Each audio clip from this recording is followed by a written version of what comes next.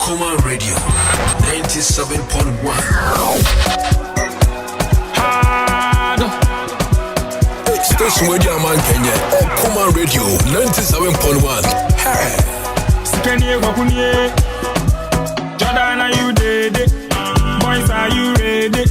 Spot back amate, control the bacteric lamte. Is how cool you ready? Idrisu babade, give your men some boyche. How can you score while I cut no way? Kudus day, kudus day, kudus day, kudus day. It be kudus game, kudus game, kudus game, kudus game. Are you ready? Kudus day, kudus day, kudus day. It be kudus game, kudus game, kudus game, kudus game. So when the team go come, we go score them. Ole, ole. After Jan is on the park, we go score them. Ole, ole. Go feature Andrea, you go score them. Ole, ole. Jordan, Inaki, Williams go score them. Ole, ole. Defend them, Baba, Brahman, Baba, Brahman. Freeze them, Baba, Brahman, Baba. Salisu all die for the back. Jipu Pate on the park. Jordan, are you ready? Boys, are you ready? Spot back amate, control the bacteric lamte. It's how cool you ready? Idrisu babade, give your men some boyche. How can you score while I cut no way? Okoman Radio 97.1. Your official party station for 2023 and beyond. Okoman Radio 97.1. Thank you for making us number one. Thank you for making us special. You ready for anything that go come for this walkout? No lose, no draw. We winning every single team that go come for this walkout. We go celebrate. We be champions already. Blasters never lose guard. We go celebrate. We be champions already. Blasters never lose guard. We go jubilate. We be champions already. Blasters never lose guard. We go celebrate. We be champions already. Blasters never lose guard. Jordan, are you ready? Boys, are you ready? Spot back amate, control the bacteric lamte. It's how cool you ready? Idrisu babade, give your men some boyche. How can you score while I cut no way? Kudus day, kudus day, kudus day, kudus day. It be kudus game, kudus game, kudus game, kudus game. Are you ready? Kudus day, kudus day, kudus day. It be kudus game. Station Radio Man Kenya, Okoman Radio 97.1. Hey. Obia nyame handkerchief. Let me see you. 97.1 FM is rocking. We are blazing. I promise you I can see it. Ghana na tesu. Kaya shebo ya shebo. Nansu wedi e muadene. Koko motia ya sa ya hubopo. Yane mbeme. Ghana blaster. Nana nyami ne cry. Wanna baba. Wanna baba. Ghana blasters. Nana nyami ne cry. Yeah, Bessamona, Suro, Chumo time for Stroba for my Ghana Blaster. Yeah, but I Kumafo, any day are you? But got someone worries for Castle. I demand bed whopper in the jump boy. I think Vasasule Mutari. Yeah, Michael Essien, Prince Batty, baby get go. Hey, wanna baba, Suro, Ghana Blasters, Nana Nyami the grind. Yeah, Bessamona, Suro, Chumo time for Stroba for my Ghana Blasters. Yeah, dear, you know, yeah, the Bible, the time was our passing up here.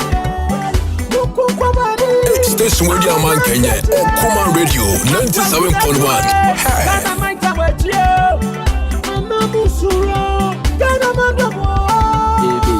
so I know. In wake up and I did the Abubida. See you when you know the most of wobble. It's in the Jimmy in the South of Wadanko, who the day didn't call pan a wobble, blaster, check on one so what the ball with the move front tower, pass a man, share. Strong defenders are also to pressure or the ball let the liver crash, share. But I without that chin, we freeze the time on us, man, tell when wanna wanna blasters. Nana nyami ne crying. Yeah, Bessamona and Suro, Chumutai Quastroba for my Ghana blasters. Yeah, be a yen in Nayago.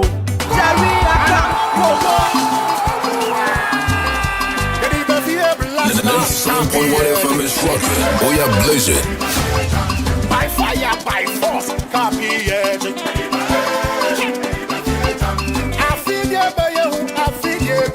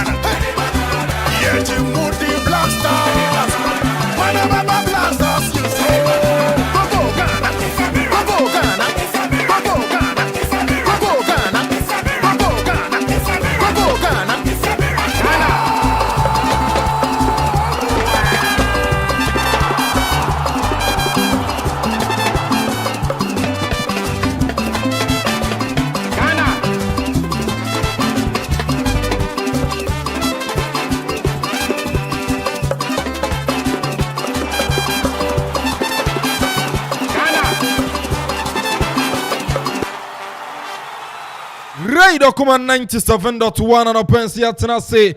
Aguriamun Sam Yadini Nansone Breo Fia, yes, Otenyuma Echaguna Chelsea, the Black Stars of Ghana. And Sonejana Akono and 4 p.m. Ghana time, El Kumase Papa Yara Sports Stadium. The match between Ghana and Afenso, the Palancana Agres of Angola, and then Yedi Elpweni Way, a 2024 African Cup of Nations qualifier. And then so I told you a big game. And I'll pay attention to Baby Timon Komo, High Okoman Radio 97.1 Global Sport. And then I'll pay so Yatana say 23rd day of March 2023. Now say Neno Unya 323. Now say Ubo too short. Now they call him. Yes, 23. Now say March and I say 3. Now say 2023. So we know permutation. Yeah, they're not watching. Now they room now Vivia. I come up. Now send confirm Master 787 ash. And I think so. Quite CBA Hotel. Omukura ye mujume kwa ni dim. And so ade aye La Dekna aye Gracefield Enterprise. Omunyano ekura ye mujijindi ano pensoro. Ede jumedi ene prog. Secondary producer. Yera Kofi Anton Bafo. Nana Kofi Akori Achaman. Pasolo Paradise. Krobi Asante. A drop okwa. The writer commentator. Zigini Donzi. Enyina boy chiri dom ditindia. Yere in seminar pa. And a pay me dinye Kelvin Amponsah Addi ofrem AK so meje so na bibibia ay kama mena materasia then come on here bro and so no fian some out one about sheni titiru and then the Black Stars of Ghana you gema yene Angola and so never born yene unkomu nyina and so no bro fia be share the chances of ya mine me no the titiru on Ghana and Angola sounds na tactics are share him say be right game formation and then lineup probable lineup they just say coach Chris Hilton and so the be wura game no mo yanso ye dimu komo you be Black Meteors so no achina almost all the way Algeria and the boys ni nyina attach down Algeria and also the be na Black Meteors on komo no and also no yetumi di and so no I will fear hanum say entino na wahye no so and so no etumi e di amai and so I will fear entino komo ne de e doso papa o fear e be dimu komo na ya hwe na bibi and so no etumi I fight entino. It's about the Black Stars of Ghana and I think so no Angola. Na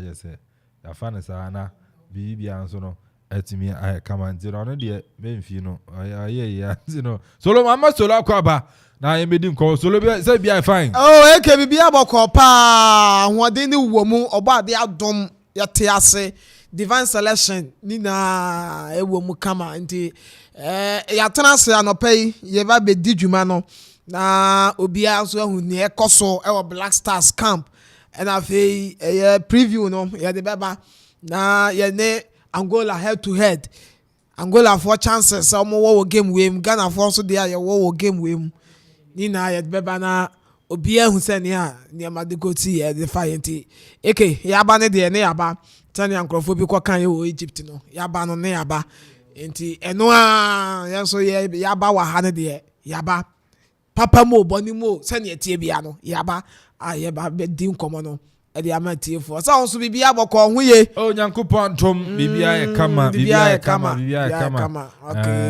bibia na me kama sense se Nyankopon me fa atene ne fo nkoye na onya wi fo bola so ide bibia fine bibia fine de de obeja wi fo bola so oba obeja mo bola so o sende na wi ni de okotra bola so sen ento de tra you don't start doing media ento no okay and also yes get to Bible here now Bible t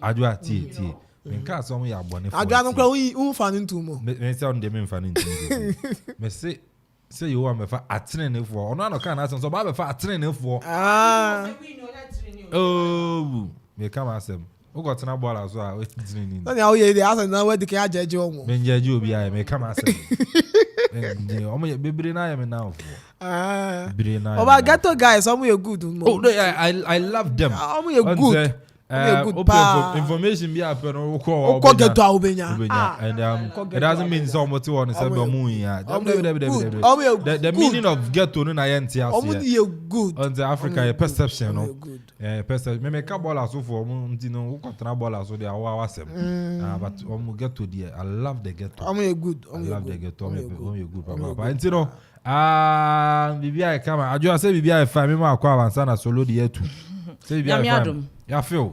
nyame adom unim say osanka by this time we kuma say but me hu shada on for me but so far as me anyane abadie I think it's best I would watch the game with Okoman radio because ne sports headquarters no ne because we have bia FA Black Stars all the sports on there me kasa me da there be nti my yam hu edru herbally kakre be na me switch e was me ba ha nti ma fi obi aso so ano ajwa e de enzo no I fe anape wa fe papa just ni foul anti mo amu ya no mo mra Facebook mo be sha ajwa ne just na e fa ne papa say o locks nti na no so no e fa ne papa locks ne na nimo ne wagene sheets ne just no oh yeah Rasta for you be heaven nka Rasta for asem ya oh so ka bola so de ya ko bola so Rasta ni be no to bola so Rasta ni be no to bola so no oh Rasta ni be no kwa kwatena bola so to share to all my Rasta for guys. Sure. It's a natural thing. Yes, Rasta ni be decent and disciplined. It's on kwatena bola so they say and better than Bola Zuna. Diva any day. Oh, got Nabola. Oh, got Nabola, so say. I no, solo. I mean, from Urumna, Conny Street, and I'm sure you know me. I feel a feast of Fabra and Co. Okay. Ebusia mayama wakwaba na yansanso ema watching BM FM Okoman Radio 97.1 eso na ye fated bit kakra bi enwuro metanse na enkomoni na ya Black Stars enti ya de ya tedbet kakra bi ebe fam na wonso won se na yete na emom no ma ya hwe matches bi a ebe ba so ewo ye Europe ne bonten so nim say ye international break into oko Europe matches bi abetwa agu ene edai enso ho a enye fedi agro na Euro qualifiers ena ebe ba so say ye na te 3 p.m. ye Kazakhstan Oman no and Slovenia and so ebebo na fe enumere 7:45 matches we no na and so ya dia ebeba so Bosnia and Herzegovina and Iceland ebebo na fe Denmark out on Sunday Finland Italy and so any England and so ebebo na North Macedonia Asia Malta Bob Oman no Portugal and so na Liechtenstein and so ebebo na San Marino Asia Northern Ireland Slovakia and so Luxembourg minor and so ebebo nti we matches a ebeba so ewo Europe ne no month so nti ya na waka na wa hye so na se ba se obekofikasie ma wa hu okwan abefa so and so atumi akọ ye dia ma wo ye ba Africa endra games ni bi ekoso and so our Africa no African Cup of Nations qualifies and Ghana could have bonnet no and drag games ne bi ekoso Benin ne Rwanda boy 1-1 and the Coco ye Sanso na Sierra Leone minor and so ne Sao Tome and Principe ebo 2-2 hey almost okobo 2-2 and afi omani the Kenya ni Burundi game no and to me ambaso Morocco so and Zimbabwe so game no and to me ambaso and then games ni bi and so ebeba so and so our African Cup of Nations qualifies no and so yemona and 6 matches and eba so 3 p.m. Madagascar and Central African Republic ebebo mo Ghana group name 4 p.m. Congo and so Besha South Sudan almost their boy in 4 p.m. Ghana and Angola and so ebebo Zambia and so Besha Lesotho 4 p.m. na fe Gabon and so any Sudan about 7 p.m. na 9 p.m. Algeria and so ni Niger or minor and so ebebo ma memfa table no enfema meka AFCON qualifies no table no send ye ba group A Nigeria about 2 matches almost 6 points Guinea Bissau etosumienu almost 4 points Sierra Leone tosumiensa 2 points na face Sao Tome and Principe tosu 1 point Group B Burkina Faso and so out of 6 points no also ekita 6 ni na anti 2 matches no more winning na edikan ewo Group B Keve tosumienu 3 points Eswatini tosumiensa 1 point and Togo tosu 9 almost 1 point Group C Cameroon edikan 3 points we about 1 game Burundi about 2 games and also atosumienu 1 point Namibia 1 point and Kenya and so any points bia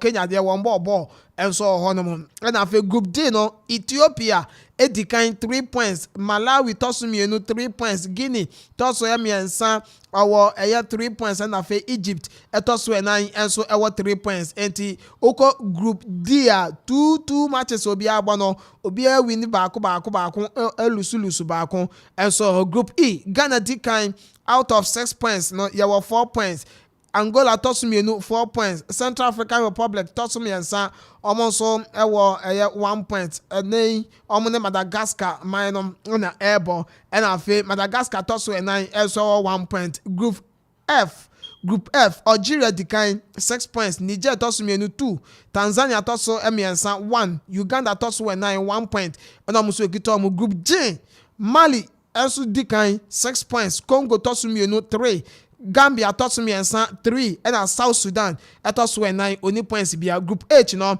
and also no say NT Ivory Coast and so decline 4 points Zambia tosu emienu 3 points Comoros tosumiensa 3 points and Lesotho and so tosu 9 1 point negutomo Group I Mauritania minor omu di kan 4 points, Gabon tosu mienu 4, Sudan tosu miensan 3, ena DR Congo eso tosu 9 omu ni points bia. Group J, Tunisia di kan 4 points, Equatorial Guinea 3 points, Libya 3 points, ena Botswana tosu 9 1 point. Group K, Morocco di kan 6 points, South Africa tosu mienu oni points bia. Liberia tosu miensan oni points bia na fe Zimbabwe eso tosu 9 wono so any points bia na group etwa to no aye group L, Senegal di kan 6 points, Mozambique tosu mienu 4 points, Rwanda tosu miensan 2 points, na fe Benin etosu 9 almost ewo 1 point. Inti sa anenhye no enso etumi etia ena no paye to ho ede ama wo yemra the senior national soccer team the Black Stars of Ghana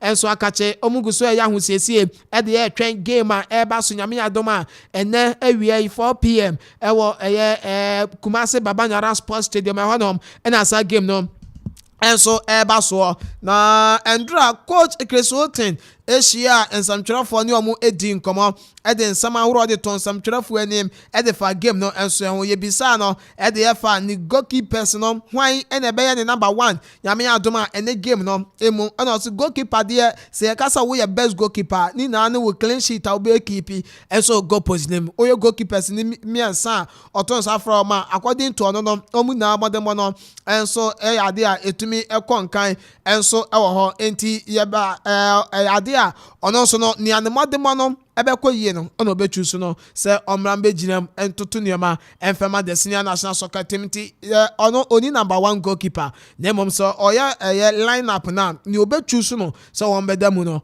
ogidi ye se sa goalkeeper no performance enso betumi akonkan enso ho no ensama coach Kesuoti na enso etumi de ya tugwa oti ni players no obia modemo no ade a wosoro oya squad a ono ankasa enemy omo na selection kura ho aye den ede ama no according to coach no Chris Wooten or the players at what camp no selection aya den e dey amount no Chris Wooten pa so Benya starting 11 kra the ama Black Stars agina game ni against Angola no aya ni tipai on the assistant coaches no into all share them say obelane squad emu ya den e dey ama Ghana no mo so modern no ebetumi akonkan enso e dey ama the senior national soccer team the Black Stars of Ghana coach Chris Wooten ne nkomo no enso no yegusu eyiyi bia enso etumi e dey ama wo enso wojumede ni mte Andra Ocean Samtwerafo no enkomo kakra wotumi ade tu gwa no enso no eba ni injury situation our Black Stars camp near Eba enso when say Abranta ndedi Mohamed Salisu defender edema Sadan Tedbobo kono Abranta na Andra went to me and training last training a team no no went to me and ye training ni be enso Black Stars camp ni na de say opraye Sadan Tena kachinti na onsia kan the first time after so recover free injury our ball the man Sadante no weekend game boy against Tottenham Hotspur eno be nya minute ne kakra enso etumi e boy ebepem ene no ontumi nsi akan biem enti ono ankasa nye fully fit ansa na wode eba Ghana ha enti Abrante no oluki doubtful say Ghana against Angola ene no Mohamed Salisu betumi aginam Esia kan Ediama oh my God no coach Chris Wooten injury situation I want some kakra one so etumi ede eba no apart from Salisu no players makuma kwa donu 924 players no bia ho den sabotan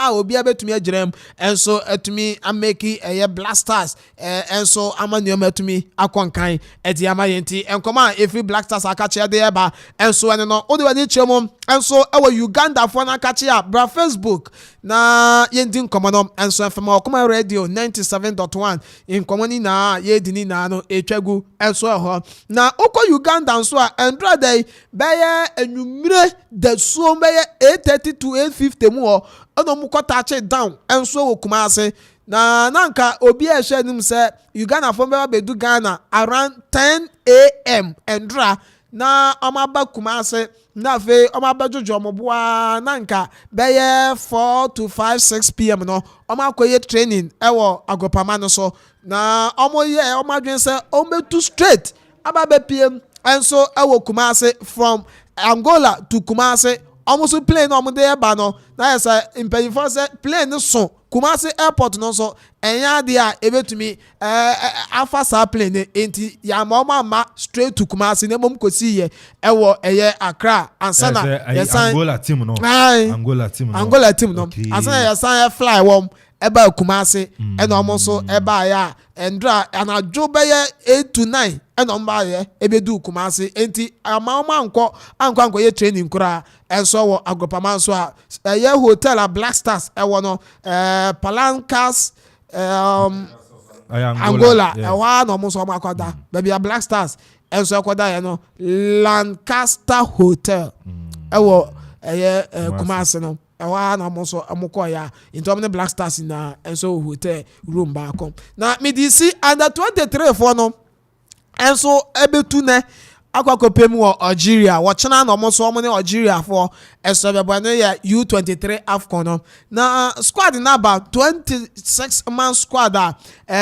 coach Adidi Ibrahim Tanko ene na assistant coach Michael Osei Aton Sandia from no say enetie over Facebook azigi de beto Danlad Ibrahim Asante Kotoko Esu Williams Legon Cities Dari Aziz Haruna Bechem United Randolph Augustine Kerala United Erom Eso Bechem United Eugene Frempom Benab FC Upon David Kimfaisa Dominic Insobila Accra Lions Godfred Poku Waki Ediana FC Afe Emmanuel Ej Atam Divise Salifu Samari Accra Lions Samuel Ashikwe Great Olympics Sylvester Simba Dreams FC Yusuf Razak Great Olympics Dede Ishmael Dreams FC Emmanuel Apau Bibiani Gold Stars Suraj Mohammed Hato Folk Seidu Suraj Fatau Ishaaku Sporting Lisbon Felix Ohine Afnejan US Cremonense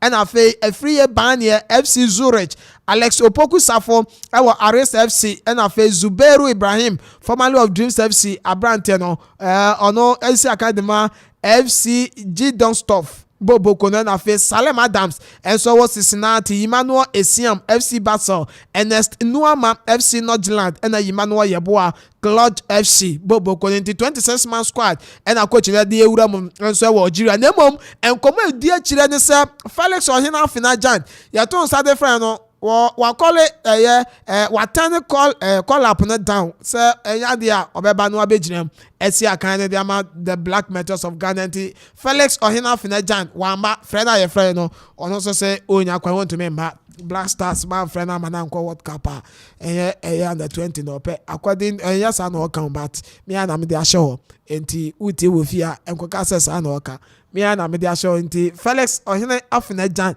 fry a friend so under 23 no abrante no enso to me amba eno ye nkomo efiri wo enso to me e dey ba ye dey besi ekebe so na fe nkomo aka wa kire no ya to aso ye dey mama won say for you ama me message bi wa waso de abanti no yempian niam so ngugu ma na fe yemfa ento aso enfamanti eke obesom na ma say yensabeki campaign for na ya say aso ato aso e studio okay ano enso no solo dia odi aba ye hwe say yensabeki campaign for na yanso eni omo edi nkomo baransa na no yentiewe na yemra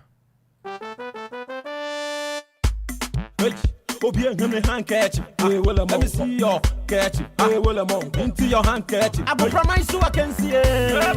Ghana na tesu. Kaya shebo. Nansu wedi emu adene. Kokomotia yesa ya mwopo. Yane mbeme. Ghana blaster. Nana nyami ne cry. Wanna bebe. Ghana blasters. Nana nyami ne cry. Yeah, Bessamona, Suro, Chumo time cost rubber for my Ghana blasters. Yeah, dear, you know my airport. Hey, but I'll in Kumafo. Any day are you, but got someone worries for castle. I demand bed whopper in the jump boy. I drink Vasasu Lemontari. Yeah, Michael Essien Prince Batty, baby, get go. Hey, wanna bebe, Ghana blasters, Nana nyami ne crying. Yeah, Bessamona, Suro, Chumo time cost rubber for my Ghana blasters. Yeah, dear, you know my airport.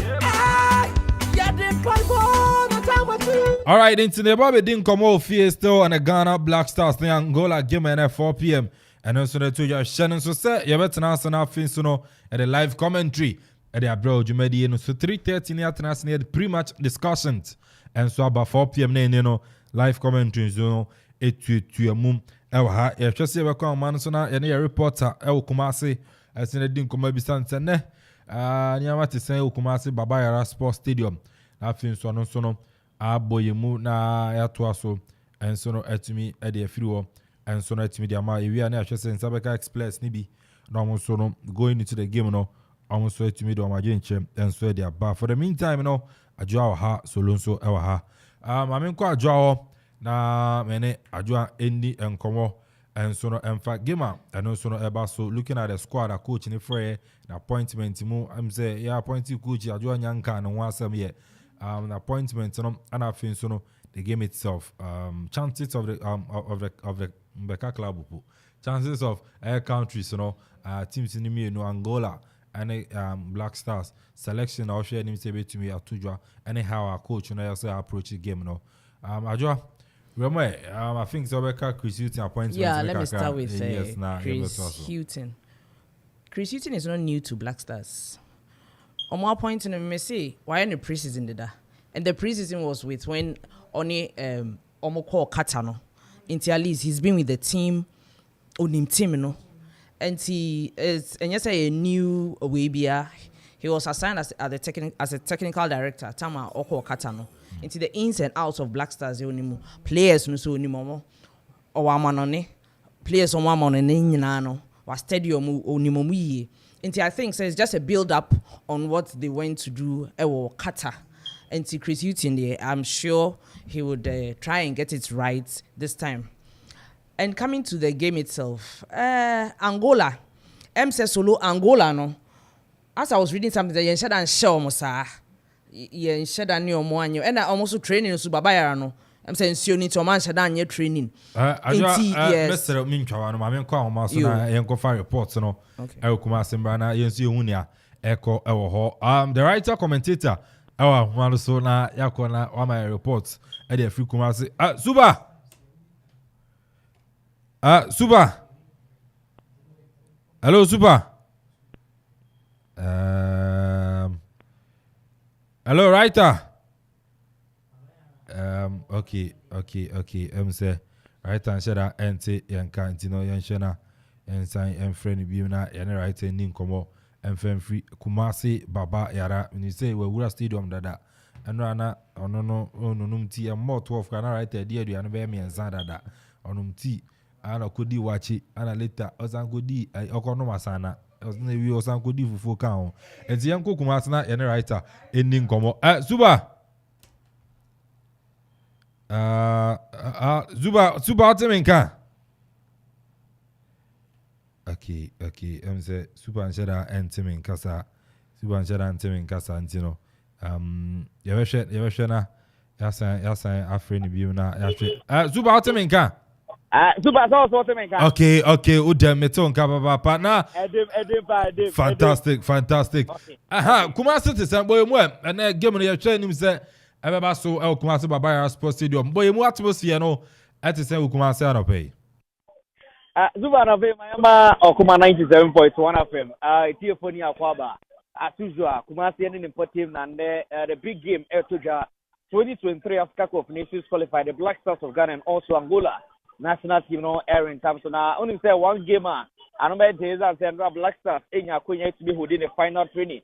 Nanda no benya konya after from kakaisi ano kwa bibia mijira no wo eye KJT a onra mema be bu market ma bi pie ma be se da be o se me hwe how akromesi tie atmosphere no ba Zuba me ba no hu obi a obo hu say one or two people no obi se Ghana jeze obo nso obi ne ka weti na Ghana flag no bugbeche so it really tells us that in the Black Stars game na how Amanfo mo Kumasi after game no ever some of too many others say kwambia so ko wadi ko like no Black Stars in the support ebe tell me tian common so answer that and just the agrewa say Zuba bibia fine and Zuba no Abasuba yes menya one man one say or the Black Stars JC yes we also came now so that be only pass blaster just see and anything come over. Yama Akwaba the Okoman Radio 97.1 Western region. Yeah, me also. And most probably blaster just were ready for the game in there. I'm telling you, mother. I'm ready for. Then I just why ready. Oh, the time I like to say you coach in young long. So I was the one who was playing and the Chris in the Mama Black Star. Then over Stadium. Okay. That's because I'm breaking my. Okay. Yeah. And the Black Stars behind. He goes to nil. One essay. Kudos versus 2. Okay. Now in that Williams like one. And Zuba, I don't know. I share how I gonna start a year. Zuba, Papa now best not a friend British man, but who now you tum? Many may be a British no dear by Zuba. I don't come out with Yaba.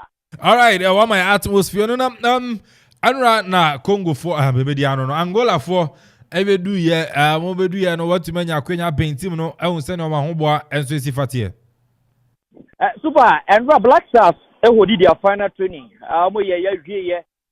Yes, Emma 7 o'clock and I won't every one more a training after so much training no Oshana ye train essay Angola national team nonka one more able to me 8:20 but ye near what stadium to 8:30 you Angola team no about 8:45 8:50 any year Angola national team no one more able do a year Kumasi into around 8:45 8:50 and Angola national team on ra one more able do Kumasi but I won't do woman yakunya and could train a Kumasi Babara Sports Stadium. Omen yakunya and could train you Kumasi Babara Sports Stadium. Evan there now Osha time now one more FC a yaka Kumasi and any time one more able training one shot now that time no Akuffo in Tedra team able do woman yakunya and training. There's a team that Yakunya and training. I want is how much of my Yakunya and training? How more? Zubaninia Edro, almost technical team and also one more arrangement for me because Osha the communication director of the Ghana Football Association, Henry Asante Tum, communicate what my and Rana opinion is in the Christ media nation on the two just say Angola forum Osha it seems like almost flight to same a delay and the time Christ any media no 18 come on ahead of the game no around 10 5:15 and our opinion be confirmed my say team no almost delay kaka and because of almost flight on sense and a delay but a drama technical team so how am you say I don't know kuti omuya me say any nipa sha say Eko Stadium anisa oche ni abo 11:15 na match no so 4 p.m. nipa sha say Eko Stadium anisa but yentwe Abrantia Salisu Mohammed eno ebeti say coach Christ say or doubtful say na game no be ball ni situation that say pra no pra na say den nene antwa na Salisu Mohammed entiman bo game ni bi super Mohammed Salisu no only himself late omo monitor the English Premier League almost about 3 matches now branch enya kwenye isi akaiman famasa na Amanfo si oni performance but pendra da Christ na the tuja say Abrante ne dini Mohammed Salisu no it seems like of late no wa picking injury kakra into injury na wa picking no and Black Stars almost started some years shake up no Mohammed Salisu and the Ghana team no shake up but abro mo te aside omo boy 11-11 no Abrante Mohammed Salisu and the players no ambo 11-11 omo orufi squad no mu ekokupie mu ewo dressing room one so any team no answer that any papa nti o se Christ then communicate and I say and come on the able to just say 50-50 no yes one shot and there Abrante na miss game nti betia confirm person ra on team number 11-11 one shot and obetia miss so probability say Abrante never miss no high than so between as starting na just say the fitness level no form Sarante no cast on said more 5 matches be cry. Yes you know say I brego ne kekele ken Black Stars no so eja no obey ho kekele ken brego now performance no of late no say na nye bi na praso ba wan sa ba so be sintu uni pa mbe so ni be ka ko dine tire wa wan sha ba be kekele ken brego kakra super super okay yeah sure and him say time ben a team no be movie afi aye o hotel no ma be pm o baba na o ma start on boa super yadi asutu from no team no be movie from their hotel by 2 o'clock now we ebedu Babara Sports Stadium 3 na team no akobere pit so na we ma start warm up 4 o'clock na kick off no astarte e wo ye Kumasi Barbara Sports Stadium. Security on 70 L Stadium. Zuba for now no sama anapa mi kopie mo e wo stadium no na security on sensem na e very superb na fiance no mo baba. E sa na de mebu market dem di stadium e zan say na me pese be check the atmosphere e wo Kumasi ase how Kumasi for game no how wo meba how wo mo aso game no munti sia mo kejetia yes kejetia ana me fi the stadium abe pie mo ase ya wo hwe the atmosphere how Ghana for Erakin and go hwe training a wo mo ye last night really tell say suba da ma go go stadium but one concern I will be obi e kan one sem ye ticket one sensem yes ticket no online ticket no obi mo say it seems like omu twamo say that hu ni ye omu twamo say that hu ni ye enti omu yan campaign phone ton e ma zamba 20 na me dia ba na ma 20 na me dia ma because enu na boa what Zuba me na abre we bi o crash o pese obehwe game no on use iPhone on use smartphone ya bia no use obesi na bo Abrowadi am control TV so. Abrowadi am control TV so. You person who they die you because Andra only pa they die you. 20 grounds. Oh, was also almost about 2 goals in the Andra only pa no one can under penalty abano ase. And then the last 2 penalties was saying around, you know. But a super na can I no kwe udu gate an ope one who say I'm paying you fine she share tickets on Betombi gate near there.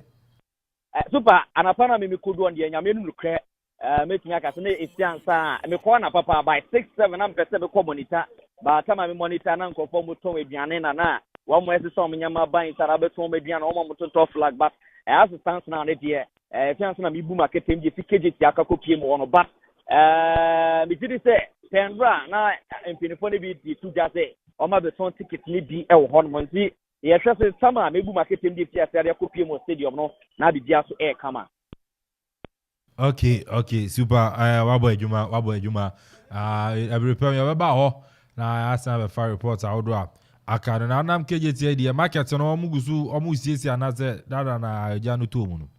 Oh, baby I na men said am ben but super mama ne one member building commercial or say Ghana jersey and also what the Ghana flag no e dia attitude no community sha Ghana no wa fa Ghana na bonebo enne o se ndani bibia no obebibia yes obebia kamadi Mohammed was Mohammed e ma kwa ba the ball kuma radio Eastern region so oh mejemoso na se ho ye nyame alo mboko me ho ye pa ba ya no akasa kese na guess na so nka matikasa no ho ye pa you also about Black Star jersey at the flag na dia too come what's the secret behind it? Oh, today Ghana is playing, and then as a national person, me work Ghana there. What me mass support in here massive. I'm true support my national team. And China my address Ghana. And when you are going boys in the training, and run am or and remaining in a near or Mao could come on any BBI or so. A bonfire is a very reflective game in the I'm couldn't deny idea. I hear me say, oh, you're not 3-4 na ya pamuga. Angola the only thing because Kumasi na blaster the home no war no ma pass there no ma ba okay di gina na so be sure mo ko oh kudus be my bi okay me find that party to be mama idi okay ana the day to baba the debate mama idi okay na ni player dia o no so na lack better in don to beat mama e ba ko okay nti e hwe se no ma beto to na akọ na che back to back ye di victory na akọ ye ni okay wait me tia obi a bezo dia na oh me tia poku panche shari okay KNUST ana me tia BZ for ne me kom na me boys na o ni na me tia obi a Zuba I don't know Zuba say ya metia bibia but super nan ka me re ya fi si ana producer kwa twe ma adwen si so ya betete ya say eja porcupine tertiary almost omo ma we say ya beba ne ade omo nsem no etisen Zuba no bet me aka say kasa oh yes kasa and ma say ye nyomo aside fencing ten no o hwe kroma ye ka enkofa in terms of eba support obuba stadium si jama yes me enyomo sen but you need say the phone number could you come and Osha Branson of Obesina how can Ujiriza Unipa or come movie yes me did so come movie into how yes or come we are flag on the afternoon come Nibia Blasters Nadine Blasters usually doesn't say Omwa Eddie on the bounty and then there's Zubana make an Kasake about BBC Abunzo but a dude did dinner you see say yes Ghana for Black Stars no yet opa super why there na me do say no na o twa ti anopa no na later be di watching ade asana peace one akra me say okodi fo anope wanya bibia di Super na pay the medi osha mutu ne enkatenkwan ne kosia mienu ne wele yes ena ye mabe kaka na me abo no eno no ye mebra me ne was enye ne ma nye by to we fredo wono na na pay wono sign kama de ama me bi di wie ya na oze kumasi ase no ye wo ebro ne nkase a omania ena kube owie pe na oto no subi ma na me de pe so but sisia ne de fiance na why na je say you do stadium and ya pe asana kakre bi edi asana ne bi eno mu pe na ya yi na boa na ma edi afet mi akonga ndi super so far no I don't know how and for more yes super super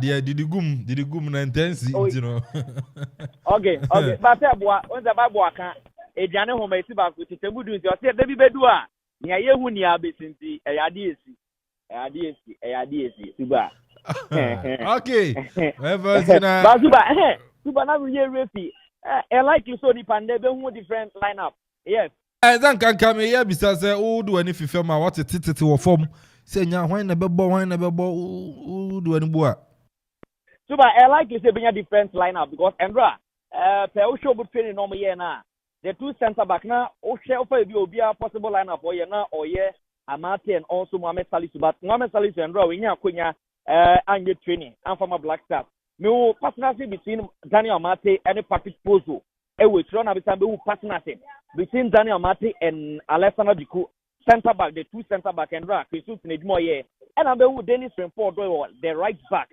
Pedro bu training no meaning say maybe changes be bad there na so the brie ni a the Andra dia me hu na me de etuja and I be say who Gideon Mensah our left back for midfield no and Andra Salif Abdul Samad by but no it's an 50 but Andra o se training ground so ne party or midfield oni Edmonado omo ball midfield na me be hu say the captain Andre Demorgan you opusi ni kwani kaka and Andra did you o se training no me na say 2 goals for training and he push no push ni kwani kaka no okwano aba and he meaning say did you know be born as attacking midfield down and na said I don't know something which is there but you be different lineup to me Lawrence Atizigi will be in the goalpost Pendra ni communicate how the better games and say my brother saying the Lawrence Atizigi no World Cup now the performance very good but Jojo Walakot Abba now Jojo Abba no Baba Betiana na Papa Betu just say and then for we all know and will be at say and what do you know I see no goalkeeper no better than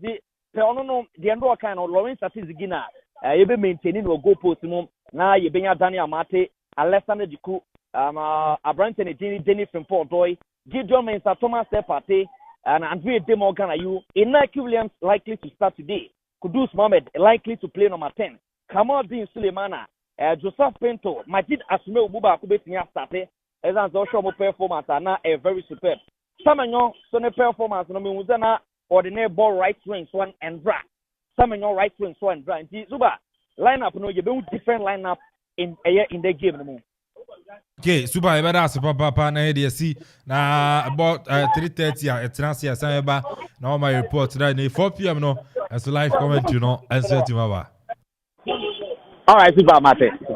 All right, and you know the writer commentator TWC and I was saying come all the way from Kumasi Papa Yara and then so no odi amane bono edi afiro edi abre no chiruma mura no say cheda eni soro sa but ogidi say bre ko nanim no na no na be bono mura no ebe ba soro adwa uremu mamie na yento aso yeah okay let me say Chris Hughton is not new to the Black Stars team oni omo akokata aba nti I know say oni momu ins and out this is first let's say exam as a head coach and see make I time I am really will be say there's been rumors and there's been we say Black Star selection the GFA involve itself and also and it in the past almost say you new and to be any afen on waba and by 4 p.m. the selection in the BBA BPN who is if Chris Hughton is totally in charge of the Black Stars team. Ne odibe tu dwano ena ne tactical work so e wom say yakwa bakosema ye nimni history but they be ameka say sometimes much as history you good no, you don't judge people so much on their history because nipa nyi no sesa nipa experiences ni bibiama nipa sesa. Inti for Chris UTM said this is first time when your national team say or Olidi, why all the clubs in the EPLs baby but we don't want to dwell so much on that. Let's give him the opportunity. Let's rally behind Hilton. I'm sure by this time onim Ghanaians onim your culture onim say no matter what Black Stars they are come so nti ube bono true kasadia and fire ne de ebeba but with Angola no ene super me say ene de at least ye share Angola 3 Womsa Angola ye home training home we ni nyina ka agro no but at least but 3 dear with the squad available with the men out there the parties and maba all these guys are foreigners or they've excelled out there ye home day in day out the league name the league law baby teams various teams no but party Arsenal that top ni they also try say yes Arsenal not all that top or EPL no so on for a game no embra baba yarane. Most times, Partey is always played out of position. But I say, I'm realize this hey, okay, Partey no, no bobo Arsenal no, and you mubiana ewaha. Until you don't expect Partey to gel so much as Arsenal no. But internal creating you see how the player plays. You have to develop other players to tune into the way he plays. Internal, I'm expecting. Nothing less than three goals they have to score. The Kudus and Coast are there. They have to I'm sure some mom wait to me jumano. It's here Kennedy. Me 3 goals now I'm going for. They should try as much as possible because Akuffo one shot more na so kwa Angola. A hampo no buy o training. They be 7 o'clock. It's ye try almost ha o be training. Ye hu hwe. Nti a hampo na o krom. Nti they should try as much as possible. Say at least 3 goals in your mind. They should let Ghanaians smiles a bit because near to your World Cup no. You didn't know to H3 AFCON with this group need you bet me agi AFCON so simple. It all draws on coaching and the technical team around the Black Stars. I wish them the best of luck today. Not forgetting our black meteors. Almost so Friday no more. Okay. I wish the Black Stars the best of luck. I know they can do it. And I just heard we see Atizigi is at post. Again, Atizigi, I hope he's learned and I hope he's also improved. Because in Sembebri, I hope by this time he's been in the team to I pray that he manages the goalpost very well. He shouldn't let any easy goal Coach Anovis here cheap goal. He shouldn't allow any cheap goal passing by. He should try and control his defense. He should be in charge at the goalpost and the balls to my ball no so enko atisi ho bebre enfi enim ho de bia pass to and flow no omusisi kakra. I'm sure by this time they are all experienced players. They know what to do. And Ghanaians we are waiting by 4 p.m. there. We expect 3 goals. All right, I know. Looking at the records, Angola in their last 5 matches, I'm draw 3. We need 2. There's someone losing in their last 5 games. I'm okay. Ghana in their last 5 matches, you lose to 3. We need 1. Yeah. I draw 1. Yeah. Just say records in your car. Also, Angola they are hard not to crack. Yes, we lost to Madagascar, your friend is saying Mozambique. Now they are saying, now they are saying, the local blaster in your account. Angola, no. But just say Ghana, your name is channel. You're queen in a record. Oh, okay. I'm doing your account. Angola, that's all my winning. Yes. But between Ghana and Angola, you share 6 times, isn't it? Yes, Osha. A year so the last meeting, it me show 1 goal to 0. Okay. You know our last meeting, it me show 1 goal to 0. And just say, we say margin on each other and you will say, but you share, them saying that because 1 goal project, at least, buying because we are all sound by bought new home on Tuesday, dear. One to me and goals to be more and yes, I will come who I be had. They should just try kill themselves and give us a smile. Be a message you are saying, Crata, same thing, coming man or results. I'm saying that. Debbie, send an Angola for 1 year when you results in New Inti. Many results to be until. What consult? Yes, I'm game when you give myself a year consult. Oh, okay. No. And a 2 near the straight win. Away there, self. A 2 year Diana and Bem. Okay. On a year, by both teams to score. Oh, bet me for 1. Well. Dabara na ebo ball no. Yeah. Zolo Rema Black Stars near Angola. Chances of Amani me tactics by now training say Coach Chris approach and all shit and so no at the saying approach I do training say Coach Chris fan connect say selection player by now training say best start and results by and I training with their feet team no. Again with that say I mean chia na tie for ni ahwefo a share on Facebook ni YouTube na no nchi akese confirm mo game ni game wa obi ani da so ni ntine say Black Stars of late performance no nko yie tournament mi enu ayakwa nyina within a year no ye kwere poto ene ye de bae afi yasesa yen coach afa coach now the whole country obi call no say wa mra me adwuma no fema Black Stars ono no waba enti ye hwe say wo ba de den or the bere yen enti obi ani di match we achi ana fe nso ye wo players bi nso team ni mu a we your first time on bebo ball Ghana and e bi nso kura first time am ko ball ewo baba yara nso ni Andra communication director at the Ghana Football Association ema mi mpo mete ase say Joseph Edu kura mpo a wa team ni match no we the first time a ko ball baba yara na the matches a wa Ama Black Stars Accra Cape Coast Accra Cape Coast no more ewo baba yara da Abra wo interlies no more league Kumasi as a Black Stars team. player. Okay. Yeah, Black Stars player. Into senior national team feeling at Kumasi. Into where the first time. The same thing applies to that Inaki Williams, Ransford, the Abuanom, any Patrick Pozo, any that Snad say Snadley or someone on the dinner there. I don't quite be to me about it now.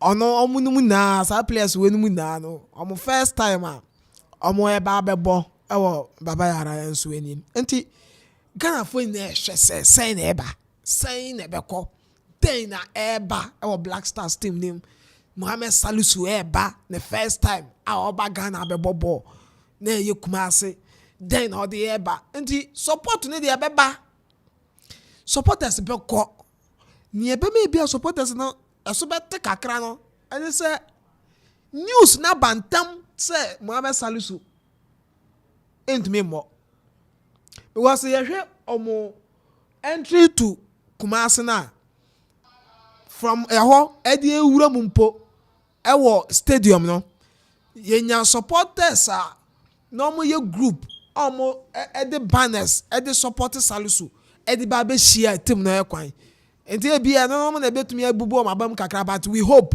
say team ne de ya den ya ombeko 6 matches ena ye ne country and the Angola abo and who compare Angola Ghana head to head Ghana was soro ahead of Angola 3 wins and yenya your first game your boy against Angola was 11th November 1982 and Angola boy na international friendly game 11th November 1982 and Ghana win here by 2-1 yakwa away to Angola if you know your next game your second game no way back October 6 96 and one also Ghana esankwenya victory no na no so your AFCON tournament proper into na no your competitive game and also you win 2-1 third game no Angola eba ye benya that victory no ahead of Ghana also no na also your AFCON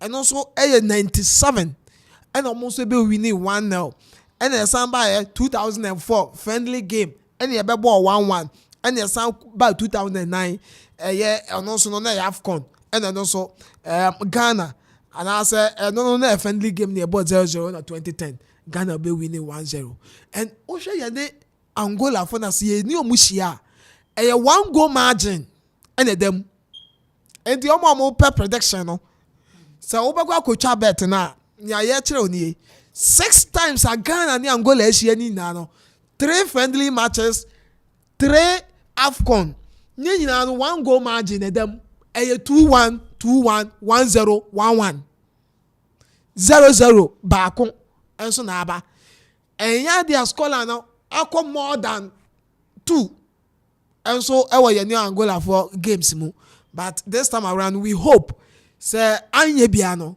ye betumi anya be 3-4 goals bi enso ewo agopama enso ene enwumre.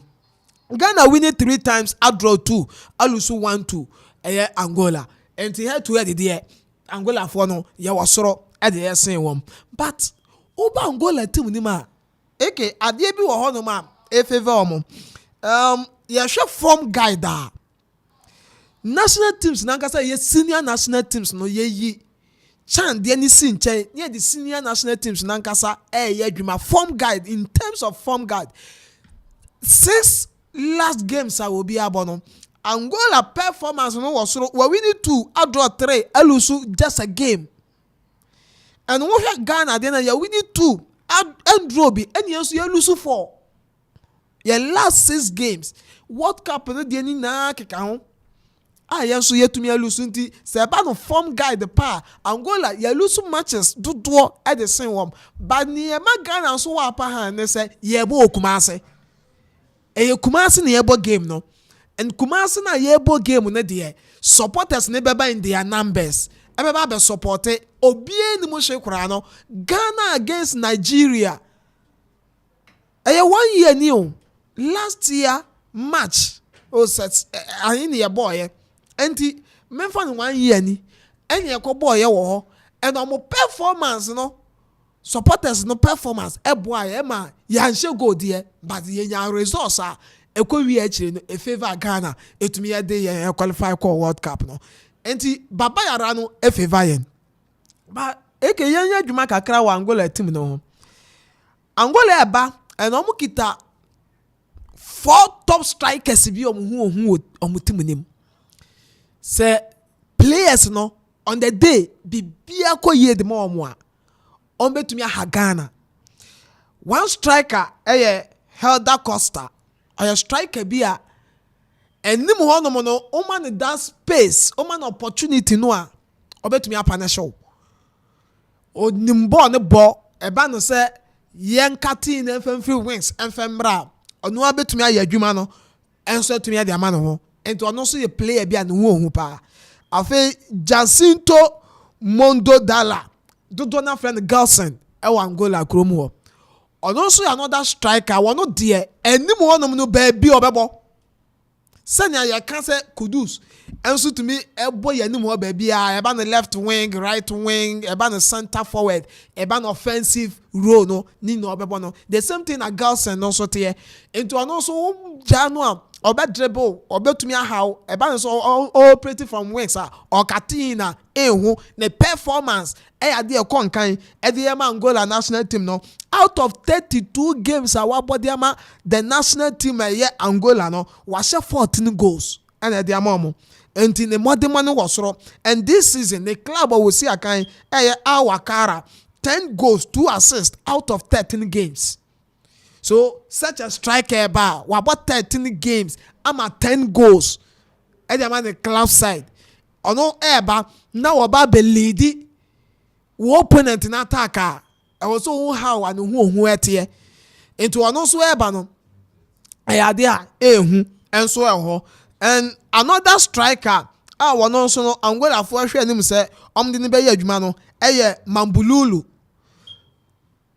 Augustuno Paciencia ono so ye striker bi a ono so no uja no a obetumi ahaw striker bie ni wi ase e be ka striker we de uja no a onhye go obehye go ono so wo height ɛna wɔsan so yɛ player bi a ɔyɛ ade wɔ air ɛba no set pieces nso a ɔbɛtumi ahaw nti saa strikers wɔ no mu na Angola nso de ɔmo ɛba and Ghana nansa ntɛm nso set pieces yɛde hyɛ yɛn paa yɛn defenders no ɛntumi defend set pieces nti yɛn coaches no ɛwɔ ɛhɔ nso ɔmo hwɛ na sɛ yɛbɛtumi avoid the goals no de free that area na corner kicks ba yɛtumi de hyɛ yɛn before yɛbɛkɔ World Cup yɛ game a yɛbɔ against Brazil ɔmo use set pieces ne de hyɛ yɛn biara saa yɛhu yɛ nti ɛhɔ nso yɛhwɛ ho adwuma and that striker no ɔno say out of 20 games a wabɔ de ama Egyptian club and the Etihad Alexandra no wahyɛ 9 goals ama 1 assist wabɔ 9 games at the ama Angola over 4 goals at the Angola national team no ɛnyɛ bad 9 games over 4 goals ɛnyɛ bad nti ɛkyerɛ sɛ ɔno nso yɛ striker bi a ne mɔdemo no ɛyɛ adeɛ tumi ɛkɔ nkan and then ɔmo kita Italian Serie A striker ɛnso ɛba abranta ne de Mbala Inzola ɔbɔ Spezia ɛwɔ Italian Serie A nim and this season ne performance ɛde ma Spezia ne yɛ adeɛ wɔ soro ɔhyɛ goals ne de ma Spezia 22 games this season de ma Spezia wahyɛ 12 goals ama 2 assists nti ɔno nso yɛ striker bi a ɔno nso mɔdemo ne yɛ adeɛ wɔ soro sɛ ne form no onya ne yie a ɔbɛtumi ayɛ bi ɛde ama Angola ne ho yɛ hu and wohwɛ ne games a wabɔ de ama ɛyɛ Angola national team na wei bɛyɛ no 6 time a ɔappear ɛde ama Angola for ne previous no wabɔ 5 matches ama 2 goals ɛde ama Angola and the saa strikers wei no no ɛyɛ players mako ɛnan a ɛyɛ likely sɛ saa players wei no ɔmbɛtumi aba bɛtete Ghana ɛwɔ yɛn game a yɛn ne ɔmo ɛbɛbɔ nim Angola kita fine team yɛhwɛ tournament a nasa qualifiers a yɛbɔ yi a 2 games ɔmo abɔ no ɔmo draw yɛ 1-1 against Madagascar ɛna ɔkɔhyɛ 2-1 ɛde eti a ɔmo yɛ de Central African Republic and that game no abrante de Mbala Izola wonya goal ɛnso wɔ saa game no mɛde yɛ ma Angola national team no enti almost out of 6 points almost 4 points ɛwɔ that group na yɛne ɔmo na ɛwɔ mu no yɛn nso yɛwɔ 4 points yɛn nso yɛkɔ draw yɛ winning against Madagascar na yɛkɔ draw yɛ to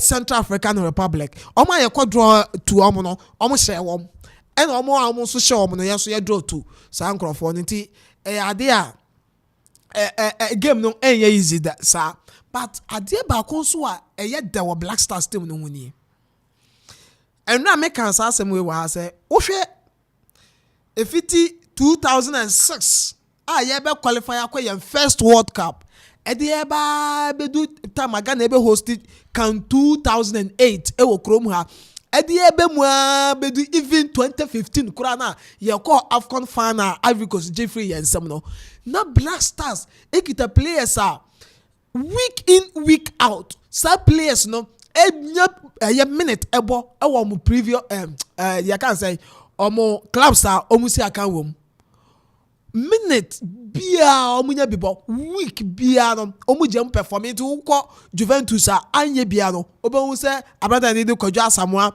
or performing the more obenya abrante and the Steven Tornado appear from Juve or Udinese a whole na no musi akan omo ba taking na still no more performing at the more ye call Chelsea ni ebenya Michael Essien na week in week out or no Gina Chelsea Medford airborne ye benya John Mensah ye benya John Pencil no omo body man Fulham John Pencil week bia no jam the man Fulham performing at the Emma, a Fulham team, no English Premiership name.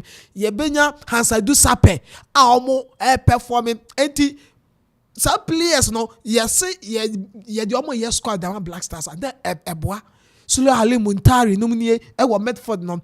Sa squad ye biache, and this current Black Stars are say ye kita ye bebo a Angola game no, ebinie. So who show ye team na Joseph Edu. Alexander Jiku, Inak Williams, Ransford Yeboah, Patrick Pozo, players are almost blasters. They say week in, week out, or bien minute ebo.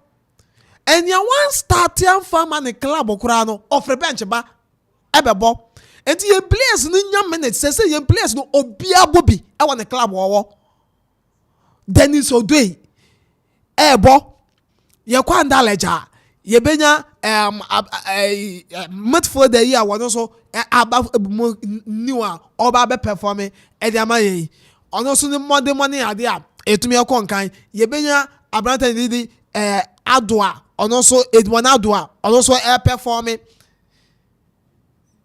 enti Blasters players are yekito mu obi abo minute no but aka how our coach ne be hyehyɛ and yekita Joseph Edua this season oko jenka all performing ye Joseph Pencil all performing she goes to some assist enti yes you players sangola kita imbala izola nom ekita mabululu nom edi omo ba yes you players almost she goes okay okwa ayasa ye